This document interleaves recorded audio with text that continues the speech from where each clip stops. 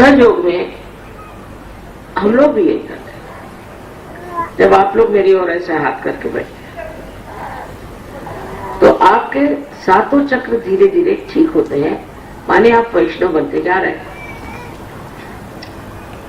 आप एक्सट्रीम से मध्य में आ जाते हैं, मध्य मार्ग, और आपके चक्र ठीक से बैठने लग जाते हैं। जब चक्र आपके ठीक हो जाते हैं तभी कुंडलिनी जागरूक होती है। इसलिए पहले आप वैष्णव बनते हैं और उसके बाद आप शाक्त बन जाते हैं। इस प्रकार ये दोनों चीजें एक ही हैं, किंतु दक्षिण में देवी के अनेक स्वरूप माने गए और उसमें से राजराजेश्वरी को बहुत ही ज्यादा माना जाता है। अब देखा जाए तो लक्ष्मी जो है वो वैष्णव पद पे, विष्णु के पद पे, विष्णु की पत्नी, और इसलिए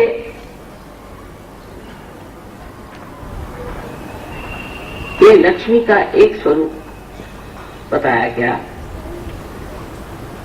जो कि शक्ति का ही स्वरूप है। राजराजेश्वरी का मतलब है कि जब कुंडलिनी नाभि में आ जाती है, अब कुंडलिनी जब नाभि चक्र में आती है जहां उस पे लक्ष्मी का स्वरूप प्राप्त होता है, ऐसा कहें, या लक्ष्मी का परिणाम उस पर आता है, ऐसा कहिए, या जब ये कुंडलिनी नाभि चक्र में आती है तो लक्ष्मी स्वरूपा ये किस प्रकार की होती है। इस पर अनेक तरह के लक्ष्मियों का आरोपण है। गृह लक्ष्मी है, गज लक्ष्मी है, ऐसे अनेक लक्ष्मियां, पर ये लक्ष्मी तभी इन स्वरूपों को प्राप्त करती जब इन पर कुंडलिनी की शक्ति आ जाती। कुंडलिनी के शक्ति के मिलन से ही ये स्वरूप आते। इसलिए राजराजेश्वरी हालांकि कुंडलिनी की शक्ति नाभि पर आने पर जो स्वरूप धारण करती है उसे लोग कुंडलिनी को ही राजराजेश्वरी मानते हैं। या कहा जाए कि आदि शक्ति का स्वरूप नाभि चक्र में जो होता है उसे राजराजेश्वरी कहते हैं। अब जिस इंसान के नाभि चक्र में राजराजेश्वरी स्थापन हो गई, माने गृह लक्ष्मी हो गई लेफ्ट साइड में, तो राइट साइड में राजराजेश्वरी। राजलक्ष्मी की अंतिम स्थिति जो है वो राजराजेश्वरी की मानी जाती है। अब ये राजराजेश्वरी की अंतिम स्थिति में एक सहयोगी को कैसे होना चाहिए। इसमें लक्ष्मी का तो आशीर्वाद आना ही हुआ। जब ऐसे मनुष्य पर कुंडलिनी जागरण के बाद लक्ष्मी का आशीर्वाद आ गया और आना ही है, सब जितने भी सहयोगी हैं सब पर लक्ष्मी का आशीर्वाद आना। और कभी कभी ये लक्ष्मी काफी बढ़ सकती है, अनपेक्षित, और नहीं भी बढ़ने पर उसकी तबीयत, ऐसे इंसान की तबीयत एक राजा जैसी हो जाती है। जब तक आपकी तबीयत वैसी होती नहीं तब तक समझना चाहिए कि कुंडलिनी अभी नाभि में घूम रही। तबीयत बदलती, सहयोग में आने पर जो सबसे बड़ा चमत्कार होता है कि मनुष्य की तबीयत बदल जाती है, उसका स्वभाव बदल जाता है। जो आदमी लक्ष्मी से भरा है, जिसके अंदर लक्ष्मी दिखाई नहीं देती, माने ये कि बहुत से रईस लोग भी होते हैं लेकिन वो कंजूस होते हैं, तो उनको कोई लक्ष्मीपति नहीं कह सकता। उनमें लक्ष्मी का कोई स्वरूप ही दिखाई नहीं देता। भिखारी जैसे रहते हैं, हर समय पैसे के लिए रोते हैं, किसी के लिए 2 पैसा निकालना उनके लिए मुश्किल। ऐसे जो कंजूस लोग होते हैं उनको कहना चाहिए कि उनके अंदर अभी कुंडलिनी का जागरण ही नहीं, कंजूसी के मारे मरे जाते हैं। इतने कंजूस होते हैं, इतने पैसे के बारे में सोचते हैं कि उनका लीवर भी खराब हो सकता है, उनकी शक्ल बिल्कुल भिखारियों जैसी लगेगी। तो लक्ष्मी को प्राप्त करना ही कार्य नहीं है कुंडलिनी का। जो लक्ष्मी का स्वरूप है वो आपके अंदर उतारना, ये कुंडलिनी का कार्य है। तो राजेश्वरी जिसको मानते हैं, जो ये कुंडलिनी की शक्ति जो आपके अंदर लक्ष्मीपति का स्वरूप उतारती है, ये राजराजेश्वरी। उसका ये मतलब नहीं कि आपके पास बहुत पैसा आना चाहिए, रुपया आना चाहिए, पर दानत कि जैसे कोई आप राजा हैं। राजा राजेश्वरी का मतलब है कि आप राजा तबीयत हो।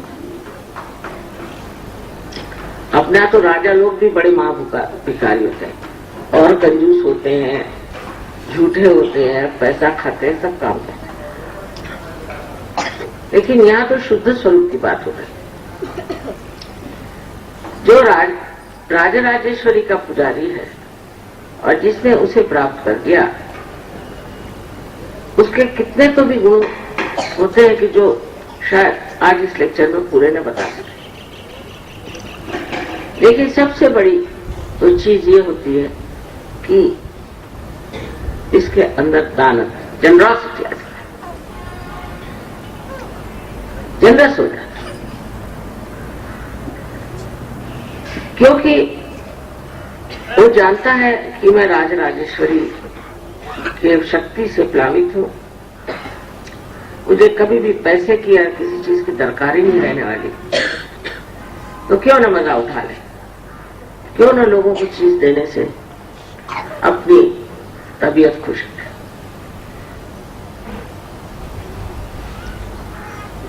पहले जब कोई राजा लोग खुश होते थे तो अपने पास की सबसे कीमती चीज उठा के दे देते थे लोगों को।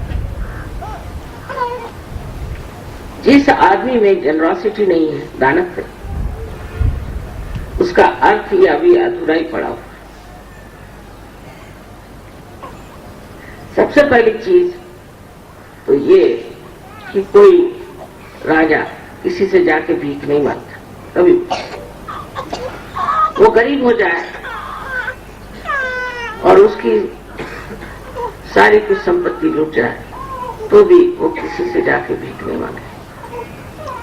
वो मर जाएगा पर भीख नहीं मांगे। तो राजा तबीयत सहयोगी हो जाते। उसके रहन सहन में भी एक राजा तबीयत होती है, वो फटे कपड़े पहन करके नहीं घूमता।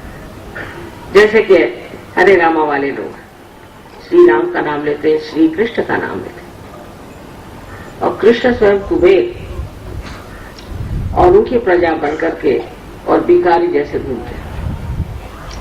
किसी भी तरह से इनको तो कृष्ण का तत्व ही पता है, लेकिन सहयोगियों को पता होना चाहिए कि आपके तबीयत के अनुसार परम चैतन्य आपकी स्थिति बनाए। जो इंसान हमेशा पैसे के लिए रोता रहेगा उसकी हालत वैसी है। जो इंसान हर समय पैसे को तौलता रहेगा और देखता रहेगा कि किस तरह से मैं पैसा बनाऊं, यहाँ तक कि सहयोग में आकर के लोग चाहते कि सहयोग में पैसा बना, ये तो बिल्कुल ही गए बीते लोग। इनसे गए भी तो कोई।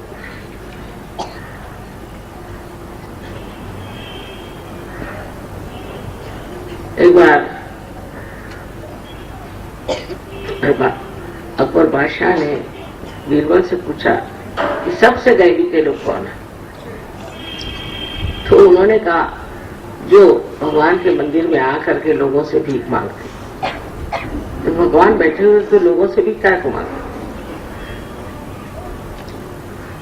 इसी प्रकार सहयोग में भी ऐसे लोग बहुत ही कम है, पर हैं जो सोचते हैं कि सहयोग में आकर के हम किसी बात से पैसा बनाते। हमें किसी ने बताया कि गणपतिपुरे में सहयोगी कुछ सामान लेके आए थे, उसे बेच रहे थे। एक साल जरूर आए जो कि हमसे पूछ के लाए और उन्होंने बेचा, और जो कुछ भी उनको प्रॉफिट हुआ उन्होंने सहयोग को दे दिया।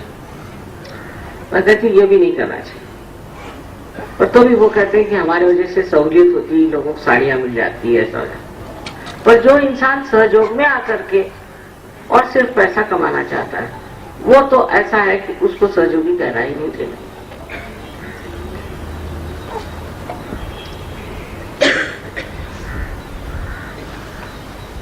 उससे आप समझ ही नहीं सकते हैं कि राज राजेश्वरी की शक्ति क्या है। उसकी शक्ति से मनुष्य पैसा हो या नहीं हो, कोई आपके अंदर डर नहीं रह जाता, कोई अभाव ये भावना नहीं रह जाती कि मेरे अंदर ये अभाव है।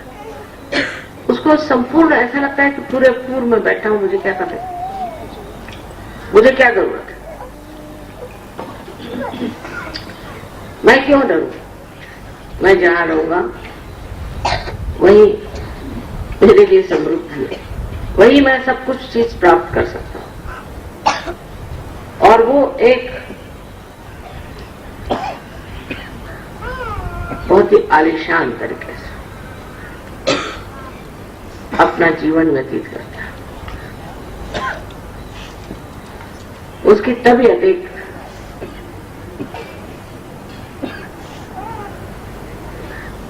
बहुत ही भव्य महान